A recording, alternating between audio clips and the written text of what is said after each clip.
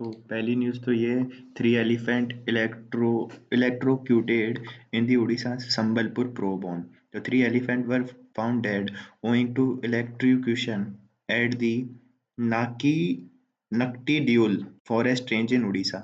तो नक्टी देउल forest range है उड़ीसा में, संबलपुर डिस्ट्रिक्ट है वहां पे, ठीक है। The forest department said the miscreant had set up a trap with power line intended for the wild boars, but the elephant came in contact with the live wires. The death of the elephant come at the time when the investigation is on into unnatural death of 50 elephant reported in the state this year. We have initiated probe on two front. The first will focus on the identifying perpetrator and the second will examine lapses by the forest department. तो सीधी बात है ना, मतलब क्या हुआ वहां पे, उन्होंने क्या है ना, जो वाइल्ड बोर होते हैं, ठीक है, अब बोर यानी शायद से सुअर होते हैं जंगली, है ना, उन तो उन लोगों को क्या है ना, उनको रोकने के लिए क्या है, उन्होंने मतलब वहां पे तार लगा रखे थे करंट के, पर उससे क्या है ना, हाथी लग गए और हाथी मर गए। तो सीधी बात है, वहां पे क्या चल रहा है, थोड़े दिन पहले 50 एलिफेंट मर गए थे, तो उनके ऊपर इंक्वायरी बैठी हुई है, उनको चेक कर रहे थे, तो उन्हीं में इसके बारे में पता चला है। तो सीधी बात है, उड़ीसा का संबलपुर अपन को वैसे भी न्यूज में है इस बार, तो याद रखना ही है। फिर एक न्यूज़ है ये, Tamil Nadu CM call for increasing share of states indivisible pool of taxes to 50%. Tamil Nadu CM M.K. Stalin on Monday said that states' share in divisible pool of taxes should be increased to 50% as multiple factors added to their financial burden. Only if state share is increased to 50 could they implement a development project as per the requirement and the function with the financial autonomy.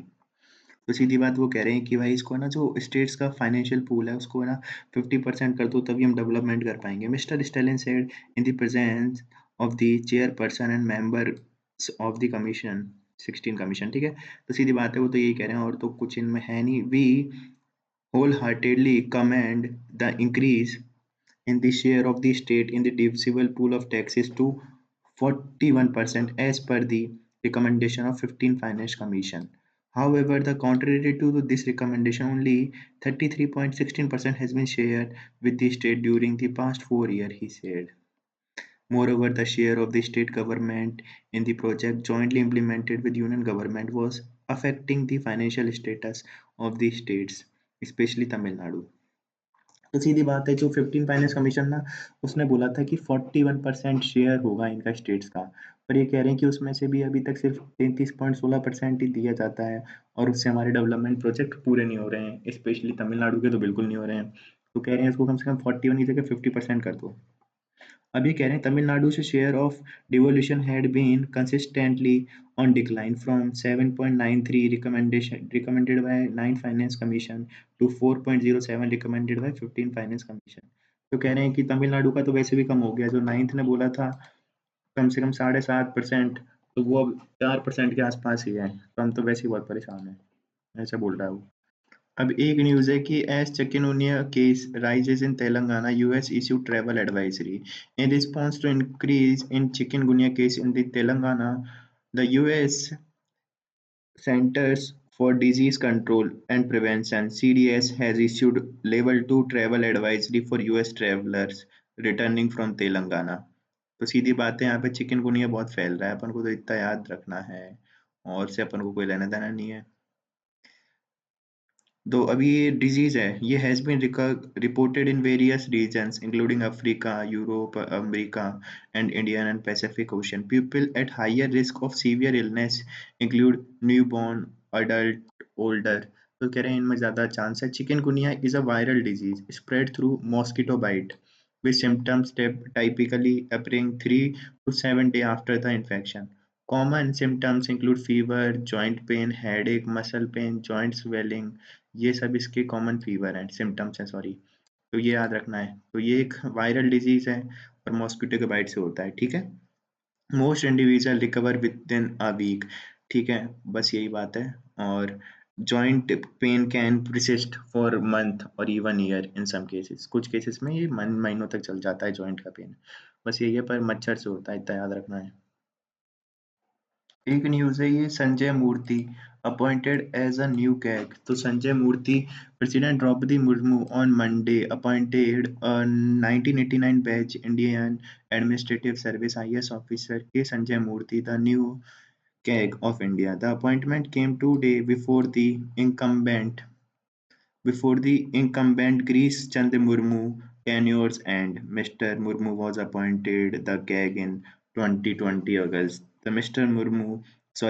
Murthy is currently posted as Secretary, Department of Higher Education. His tenure was to end on 31st. तो सीधी बात है, appoint कौन हुआ है? संजय मूर्ति।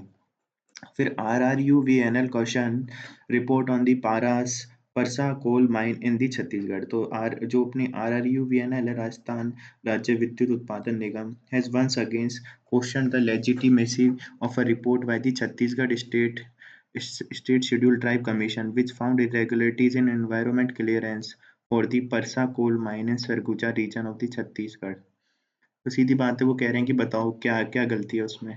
In the clarification, RLE will question the legitimacy of the Commission's report, saying that the absence of Secretary's signature on it made it flawed document. The document was, however, signed by the Commission's chairperson, Bhanu Pratap Singh, and two other members, according to Hindu. The report, which had also detailed RRUVNL's doubt on the legitimacy of the document। सीधी बात है, तो सीधी कोल अपन वहां से ले रहे हैं, कहाँ से? सरगुजा है ना, छत्तीसगढ़ के। तो वहां पे कुछ बस वो ये एनवायरमेंट क्लियरेंस से रिलेटेड कुछ दिक्कत चल रही है उन्हीं पे। अब एक न्यूज है, space x falcon 9 deploy Indian satellite into orbit.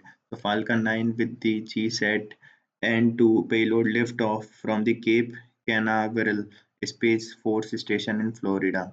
तो केप कैनावरल स्पेस वो है ना, स्पेस फोर्स स्टेशन, वहां से लॉन्च हो गई। India's GSAT-N2 communication satellite was successfully launch by space x falcon 9 rocket in the early hours of Tuesday after lifting at the 12:01 AM। तो 12 AM पे इसको लिफ्ट कर दिया है from the Space Launch Complex 40 at the Cape Canaveral Space Force Station in Florida. Falcon 9 put the GSAT N2 into geosynchronous transfer orbit। तो geosynchronous transfer orbit में डालेगा इसको। GSAT N2 is a Ka band। तो Ka band high throughput communication satellite of New Space India Limited। तो Ka band है, सबसे पहले important तो ये याद रखना, Ka band क्या है? Which is commercially arm of the Indian Space Research Organization.